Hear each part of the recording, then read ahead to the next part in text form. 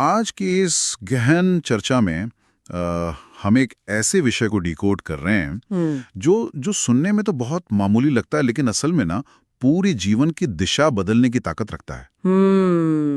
बिल्कुल। हम जीवन धारा कॉलम के एक बहुत ही दिलचस्प लेख पर बात कर रहे हैं। हाँ। इसका शीर्षक है हर दिन थोड़ा थोड़ा बेहतर होते जाएं। हाँ, और ये मुख्य रूप से जेम्स क्लियर की जो एटॉमिक हैबिट्स की फिलॉसफी है ओ हाँ, और आदतों का जो विज्ञान है उस पर आधारित है। सही कहा। मतलब रातों रात चमत्कार की उम्मीद तो हर कोई करता है कि एक सुबह उठें और सारी परेशानियां खत्म हो जाएं। लेकिन आज हम इस बात की गहराई में जाएंगे कि कैसे वो बदलाव जिन्हें हम अक्सर अनदेखा कर देते हैं वही सबसे बड़े और स्थायी नतीजे देते हैं। यही इस चर्चा का सबसे अहम पहलू है। मैं तो कहूंगी कि अक्सर ऐसी प्रेरणादायक बातें सिर्फ एक फील गुड फैक्टर तक सीमित रह जाती हैं। हाँ, लोग पढ़ते हैं और भूल जाते हैं। वही तो, लोग लेख पढ़ते हैं, कुछ देर के लिए अच्छा महसूस करते हैं और फिर अपनी पुरानी दिनचर्या में लौट जाते हैं। लेकिन इस लेख की खासियत ये है कि ये सिर्फ खोखली प्रेरणा नहीं देता। ये आदतों के पीछे के विज्ञान और गणित को बहुत ही व्यवहारिक तरीके से सामने रखता है, क्योंकि ज्ञान तभी काम का है जब उसे रोजमर्रा की जिंदगी में उतारा जा सके। बिल्कुल। हम अक्सर ये मान बैठते हैं कि कोई बहुत बड़ी सफलता किसी बहुत बड़े और साहसिक कदम का नतीजा होती है, जबकि हकीकत में ऐसा नहीं है। नहीं है। हाँ, सारा खेल उन छोटी छोटी एटॉमिक आदतों का है जो पर्दे के पीछे हर दिन मतलब हर पल काम कर रही होती हैं। सही कहा। तो चलिए सीधे उस चौंकाने वाले गणितीय आंकड़े पर आते हैं जिसका जिक्र इस लेख में किया गया है। वो 1% वाला। हाँ, लेख के अनुसार अगर कोई व्यक्ति हर दिन खुद को केवल 1% बेहतर बनाने का संकल्प लेता है तो साल के अंत तक वो व्यक्ति 37 गुना बेहतर हो चुका होगा। 37 गुना? सुनने में ये गणित बहुत शानदार और जादुई लगता है, लेकिन सच कहूं तो असल जिंदगी में एक दिन में 1% का सुधार नापना लगभग नामुमकिन सा लगता है। हाँ, वो दिखता नहीं है ना शुरुआत में। वही, जब कोई बदलाव तुरंत नजर नहीं आता तो उस पर टिके रहना बहुत मुश्किल हो जाता है। मुझे लगता है कि यहीं पर ज्यादातर लोग हार मान लेते हैं। इस बात से बिल्कुल इनकार नहीं किया जा सकता। और ये 1% सुधार का जो गणित है, ये सिर्फ एक आकर्षक संख्या नहीं है, बल्कि ये मानव मनोविज्ञान की एक बहुत गहरी और कड़वी सच्चाई को उजागर करता है। देखिए, लोग आज जिस भी स्थिति में हैं, चाहे वो आर्थिक रूप से हो, स्वास्थ्य के मामले में हो या करियर में, वे उसे अपनी नियति मान लेते हैं। बिल्कुल नियति मान लेते हैं। लेकिन इस लेख का नजरिया बहुत स्पष्ट है। हमारी वर्तमान स्थिति हमारा अंतिम परिणाम नहीं है। तो फिर क्या है? ये सिर्फ हमारी पुरानी आदतों का एक लैगिंग इंडिकेटर या कह लें कि प्रतिबिंब है। जैसे किसी का बैंक बैलेंस उसकी आर्थिक आदतों का प्रतिबिंब है। हाँ, बिल्कुल। किसी का वजन उसकी खान पान की आदतों का प्रतिबिंब है और किसी का ज्ञान उसकी सीखने की आदतों का प्रतिबिंब है। इसका मतलब अगर कोई आज असफल या निराश महसूस कर रहा है तो वो असल में अपने आज के फैसलों की वजह से नहीं, बिल्कुल नहीं, बल्कि पिछले कई महीनों या सालों में लिए गए उन छोटे छोटे फैसलों का नतीजा भुगत रहा है जिन पर उसने शायद कभी ध्यान ही नहीं दिया। इसे इस तरह से भी देख सकते हैं। समस्या ये है कि हमारा समाज महानता को किसी इवेंट या घटना के रूप में देखने का आदी हो गया है। जैसे कोई बड़ी न्यूज हो। हाँ, जब कोई ऑस्कर जीतता है या किसी का स्टार्टअप करोड़ों का हो जाता है तो वो खबर बनती है। वो एक इवेंट है। सही बात है। हम उस इवेंट के पीछे की सालों की रोजाना की गई बोरिंग, थका देने वाली और अदृश्य प्रक्रिया को नहीं देखते। जब हर दिन का 1% सुधार आपस में जुड़ता है तो ये चक्रवृद्धि ब्याज यानी कंपाउंडिंग की तरह काम करता है। वो कंपाउंडिंग इफेक्ट। हाँ, शुरुआत में बदलाव की ये रेखा बिल्कुल सीधी चलती है, कोई खास अंतर नहीं दिखता। इस शुरुआती दौर को निराशा की घाटी भी कहा जाता है। अरे हाँ, निराशा की घाटी। ये तो हम सबके साथ होता है। जैसे कोई उत्साह में आकर 3 दिन जिम जाए और चौथे दिन शीशे के सामने खड़े होकर सोचे कि अभी तक एब्स क्यों नहीं दिख रहे। बिल्कुल। और जब वो एब्स नहीं दिखते तो निराशा हावी हो जाती है। इंसान सोचता है कि यार छोड़ो, कुछ नहीं हो रहा। ये एक बहुत ही सटीक और आम उदाहरण है। जब वो एब्स तुरंत नहीं दिखते तो लोग अपनी पुरानी आरामदायक आदतों की तरफ लौट जाते हैं। उन्हें लगता है कि उनकी मेहनत बेकार जा रही है। लेकिन विज्ञान कहता है कि मेहनत कभी बेकार नहीं जाती, वो बस जमा हो रही होती है। जैसे जैसे एक पत्थर तोड़ने वाला 99 बार हथौड़े से वार करता है, और पत्थर में एक दरार तक नहीं आती। दरार तक नहीं आती, लेकिन 100वीं बार में पत्थर बीच से 2 टुकड़ों में टूट जाता है। क्या बात है। अब ये 100वीं चोट का कमाल नहीं था, बल्कि उन 99 अदृश्य चोटों का संचित परिणाम था। ये 1% का सिद्धांत यही सिखाता है कि जो सूक्ष्म आदतें हैं वो समय के साथ जुड़कर एक अजेय ताकत बन जाती हैं। ये पत्थर तोड़ने वाला उदाहरण उस निराशा की घाटी को समझने के लिए सच में बहुत कारगर है। लेकिन यहाँ एक और सवाल उठता है जो मुझे हमेशा परेशान करता है। बताइए। लेख में लक्ष्यों और प्रणालियों, मतलब गोल्स और सिस्टम्स के बीच जो तुलना की गई है वो थोड़ी अजीब लग सकती है। अच्छा, कैसे? क्योंकि बचपन से ही हमें सिखाया गया है कि हमेशा ऊंचे लक्ष्य तय करो, हर सफल इंसान का एक लक्ष्य होता है। ओलंपिक में दौड़ने वाले हर एथलीट का लक्ष्य गोल्ड मेडल जीतना ही होता है। तो फिर इस लेख के अनुसार लक्ष्य रखने में क्या खराबी है? खराबी लक्ष्य रखने में बिल्कुल नहीं है। खराबी सिर्फ और सिर्फ लक्ष्य पर निर्भर रहने में है। मतलब सिर्फ उसी पर टिके रहना। हाँ, इस बात पर जरा गहराई से गौर करने की जरूरत है। किसी भी प्रतियोगिता में जीतने वाले और हारने वाले दोनों का लक्ष्य एक ही होता है। ये तो है। अगर कोई रेस हो रही है तो हर धावक जीतने के लिए ही दौड़ रहा है। अगर सिर्फ लक्ष्य होना ही सफलता की गारंटी होता तो रेस में भाग लेने वाला हर व्यक्ति जीत जाता ना। हाँ, लेकिन ऐसा तो नहीं होता। बिल्कुल नहीं होता। तो फिर असली फर्क कहाँ आता है? अगर लक्ष्य सिर्फ दिशा तय करता है तो वो कौन सी चीज है जो असल में नतीजे लाती है? असल नतीजे लाते हैं सिस्टम, यानी हमारी दैनिक प्रणालियां। सिस्टम्स? हाँ, लक्ष्य सिर्फ ये तय करता है कि जाना कहाँ है, लेकिन सिस्टम वो रोजमर्रा का रास्ता है जिस पर हर दिन चलना है। लेख इस बात पर जोर देता है कि अगर कोई अपने लक्ष्यों को पूरी तरह भूल जाए, हाँ, और सिर्फ अपने सिस्टम पर ईमानदारी से ध्यान दे तो भी वो सफल हो जाएगा। उदाहरण के लिए, अगर किसी का लक्ष्य अपना कमरा साफ करना है और वो अचानक से बहुत सारी ऊर्जा लगाकर पूरा दिन देकर उसे साफ कर दे, तो लक्ष्य तो पूरा हो गया, कमरा साफ है। लेकिन अगर उसकी आदतें वही पुरानी हैं, कपड़े कुर्सी पर फेंकने की, किताबें इधर उधर छोड़ने की, तो 2 दिन बाद वो कमरा फिर से वैसा ही अस्त व्यस्त हो जाएगा। इसमें तो कोई शक ही नहीं है। यही इसका मूल बिंदु है, क्योंकि उस व्यक्ति ने सिर्फ एक लक्षण का इलाज किया, बीमारी का नहीं। लक्ष्य पूरा करने से सिर्फ पल भर का बदलाव आता है।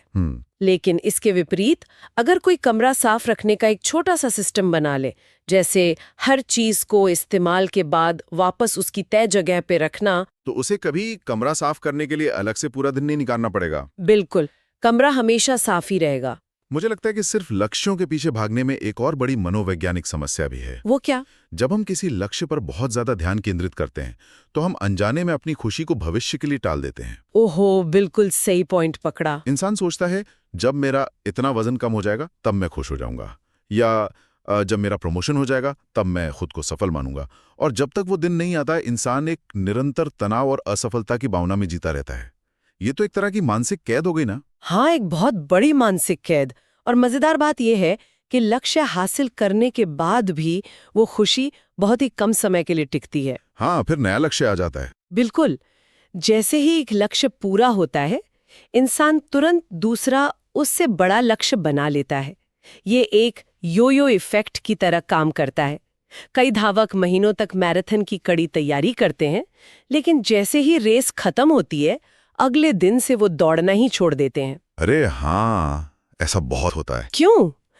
क्योंकि उनका पूरा सिस्टम उस एक रेस के इर्द गिर्द बना था, उनकी जीवन शैली या उनकी पहचान के इर्द गिर्द नहीं। तो इसका मतलब असल विजेता वो है जो परिणाम से ज्यादा उस प्रक्रिया से प्यार करना सीख ले, जो मंजिल के इंतजार में बैठे रहने के बजाय सफर का मजा ले। बहुत खूब कहा। जब कोई अपने रोज के सिस्टम से प्यार करने लगता है तो उसे सफल होने के लिए किसी अंतिम परिणाम का इंतजार नहीं करना पड़ता।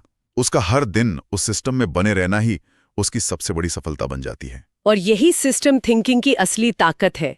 ये आपको वर्तमान में जीना सिखाती है और हर दिन छोटी छोटी जीत का अनुभव कराती है। ये सिस्टम वाली बात बहुत गहरी और तर्कसंगत है, लेकिन इस लेख का जो सबसे दिलचस्प और शायद सबसे चुनौतीपूर्ण हिस्सा मुझे लगा, वो है आदतों को हमारी पहचान से, यानी आइडेंटिटी से जोड़ना। ये मेरा भी पसंदीदा हिस्सा है। लेख कहता है कि बदलाव की शुरुआत अक्सर गलत नजरिए से होती है, जब हम ये तय करते हैं कि हम क्या पाना चाहते हैं। हाँ, इसके बजाय असली सवाल ये होना चाहिए कि हम क्या बनना चाहते हैं। सुनने में थोड़ा दार्शनिक लगता है। इसका व्यावहारिक मतलब क्या है? मैं बताती हूँ। ये व्यवहार परिवर्तन का सबसे गहरा और स्थायी स्तर है। इसे एक बहुत ही आम उदाहरण से समझते हैं।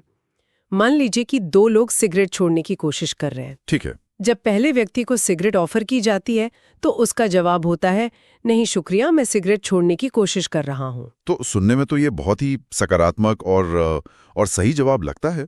इसमें भला क्या दिक्कत हो सकती है? दिक्कत इस वाक्य के पीछे छिपी हुई मानसिकता में है। अच्छा। वो इंसान अभी भी अवचेतन रूप से खुद को एक स्मोकर मान रहा है जो बस कुछ समय के लिए सिगरेट ना पीने की कोशिश कर रहा है। उसकी पहचान अभी भी वही पुरानी है। समझ रहा हूँ। इसके उलट जब दूसरे व्यक्ति को सिगरेट ऑफर की जाती है तो वो कहता है, नहीं शुक्रिया, मैं सिगरेट नहीं पीता। ये एक बहुत ही छोटा सा भाषाई बदलाव है, लेकिन इसके पीछे उस इंसान की पूरी पहचान बदल चुकी है। बिल्कुल। अब वो अपने आप को ऐसा व्यक्ति मान रहा है जिसका सिगरेट से कोई लेना वेना ही नहीं है। मैं संतर को समझ रहा हूँ, लेकिन यहाँ एक बहुत बड़ा कैच नजर आता है। वो क्या? असल जिंदगी में किसी के लिए अपनी पहचान को ऐसे रातों रात बदलना इतना आसान कैसे हो सकता है? मतलब अगर कोई इंसान अपनी पूरी जिंदगी में कभी भी समय का पाबंद नहीं रहा है, वो हमेशा हर जगह लेट पहुंचता है, तो वो अचानक से एक दिन सुबह उठकर ये कैसे मान ले कि मैं एक बहुत ही पंक्चुअल इंसान हूं? क्या हमारा अपना दिमाग ही खुद को दिए गए इस धोखे को पकड़ नहीं लेगा? ये बहुत ही वाजिब और शानदार सवाल है, और इसका सीधा सा जवाब ये है कि पहचान सिर्फ बोलने से या रातों रात नहीं बदलती। उसे बदलने के लिए सबूतों की जरूरत होती है, एविडेंस की। सबूत? हाँ, दिमाग कोई मशीन तो है नहीं जिसे एक कमांड दिया और वो मान गया। अगर कोई सालों से लेट हो रहा है तो उसका दिमाग यही मानेगा कि वो एक लेट लतीफ इंसान है। इस पुरानी धारणा को तोड़ने और नई पहचान बनाने के लिए छोटे छोटे सबूत जुटाने पड़ते हैं। मतलब हर बार जब वो इंसान समय पर पहुंचता है तो वो अपनी उस नई पहचान के लिए एक एक वोट डाल रहा होता है? बिल्कुल, ये सबसे सटीक एनालॉजी है। हमारा हर छोटा एक्शन एक वोट की तरह है। अगर कोई खुद को किताबें पढ़ने वाला व्यक्ति बनाना चाहता है तो उसे खुद को साबित करने के लिए पहले दिन 50 पन्ने पढ़ने की जरूरत नहीं है। तो फिर क्या करें? उसे बस एक पन्ना पढ़ना है। वो एक पन्ना इस बात का एक ठोस सबूत है कि वो पढ़ता है। जब ये छोटे छोटे सबूत लगातार कई दिनों तक मिलते रहते हैं तो इंसान का अपने बारे में जो विश्वास है, जो उसकी आइडेंटिटी है, वो धीरे धीरे बदलने लगती है। ये सच में एक बहुत ही पावरफुल कॉन्सेप्ट है।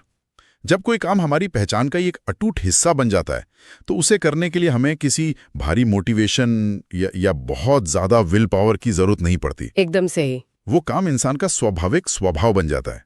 जैसे किसी अच्छे एथलीट को रोज सुबह उठकर वर्कआउट करने के लिए यूट्यूब पे कोई मोटिवेशनल वीडियो नहीं देखना पड़ता। हाँ, बिल्कुल नहीं देखना पड़ता, क्योंकि एथलीट होना ही उसकी पहचान है। वो बस वही करता है जो वो अंदर से है। और एक बार जब आदत आपकी पहचान बन जाती है तो आप उसे किसी लक्ष्य को पाने के लिए नहीं कर रहे होते, बल्कि आप उस आदत को इसलिए कर रहे होते हैं क्योंकि वो ये परिभाषित करती है कि आप कौन हैं। बहुत गहरी बात है। यही कारण है कि कुछ लोग सालों तक अच्छी आदतें बनाए रख पाते हैं, जबकि बाकी लोग कुछ हफ्तों में ही हार मान लेते हैं। तो अब यहाँ आते हैं सबसे बड़े और शायद सबसे आम प्रैक्टिकल सवाल पर।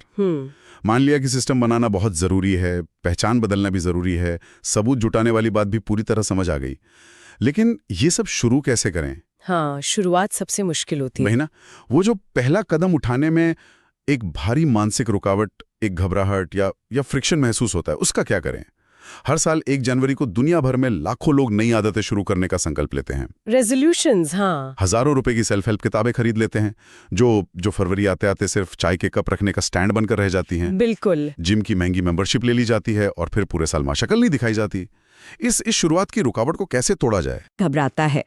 मनोविज्ञान में इसे प्रतिरोध या रेजिस्टेंस कहते हैं।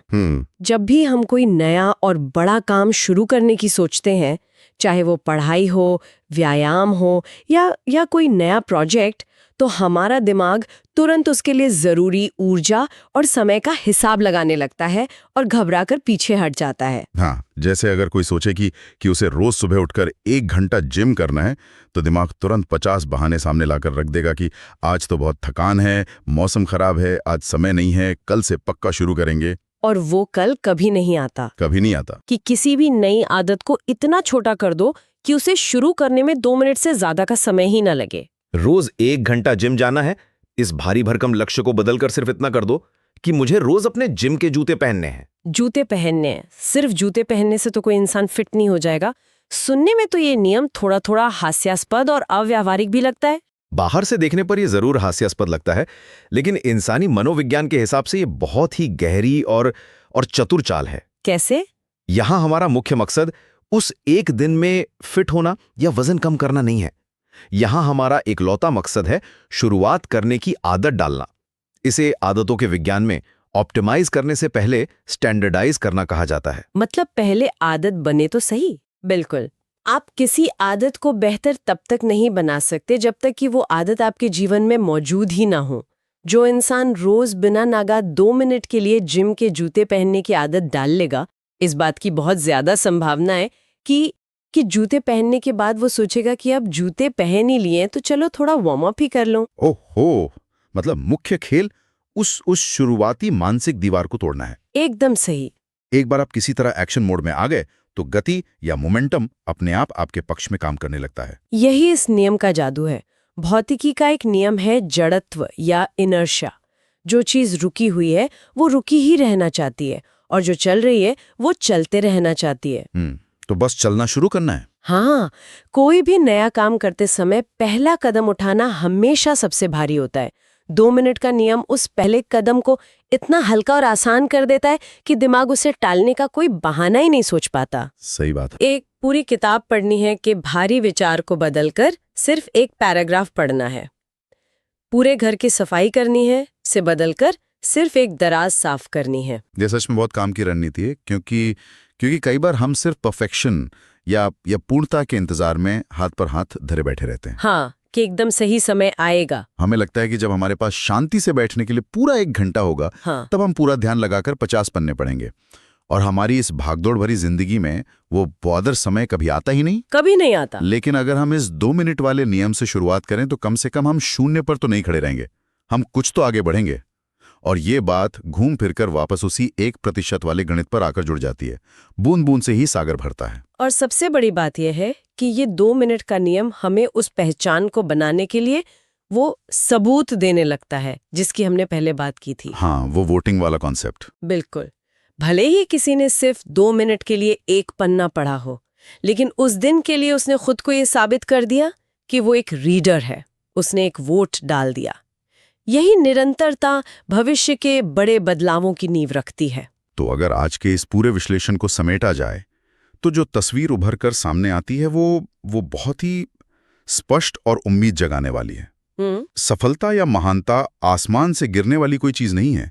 ये किसी एक दिन की घटना या लॉटरी का टिकट नहीं है। ये तो उन रोजमर्रा के छोटे छोटे लगभग अदृश्य 1% सुधारों का अंतिम परिणाम है जो समय के साथ जुड़कर एक विशाल रूप ले लेते हैं। सही कहा। लक्ष्यों के पीछे अंधे होकर भागने और अपनी खुशी को भविष्य के लिए टालने से कहीं बेहतर है एक ऐसा रोजमर्रा का सिस्टम बनाना जिससे प्यार किया जा सके। अपनी आदतों को किसी बाहरी दबाव की तरह देखने की बजाय उन्हें अपनी पहचान का हिस्सा बना लेना, ताकि उन्हें थोपा हुआ महसूस न करना पड़े। बिल्कुल। और किसी भी नए और बड़े काम को शुरू करने के उस शुरुआती डर और टालम टोल की आदत को 2 मिनट के नियम से हमेशा के लिए खत्म कर देना। ये वो अचूक रणनीतियां हैं जो किसी भी आम इंसान की जिंदगी को पूरी तरह से असाधारण बना सकती हैं। इन सभी बातों का सार यही निकलता है कि किसी सही समय या परफेक्ट टाइम का इंतजार करना अब बंद कर देना चाहिए। हम अक्सर ये सोचकर बैठे रहते हैं कि बदलाव एक झटके में आएगा, कोई चमत्कार होगा, लेकिन हकीकत में हर दिन लिए गए छोटे छोटे निर्णय ही हमारे भविष्य की इमारत की ईंटें हैं।